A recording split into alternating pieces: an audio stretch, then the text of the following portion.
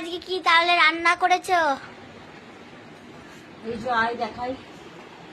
প্রথমে আজ এই যে সাদা ভাত একবারে দুবেলা করেছি। তারপরে তোর করেছি তোর প্রিয় আলু ভাজা আর আমাদের ঘি করলা ভাজা। তারপরে করেছি ঝিঙে আলু টমেটো পোস্ত, তোর আমার বাবার প্রিয়।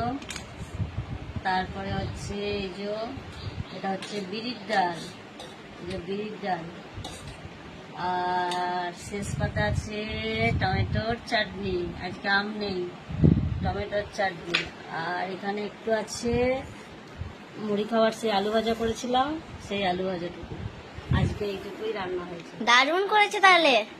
হ্যাঁ, তোর প্রিয় হ্যাঁ সব দিকেই তো পোস্ত টমেটোর চাটনি আলু ভাজা সব প্রিয়। হ্যাঁ। কেমন হয়েছে কমেন্টে জানাবে।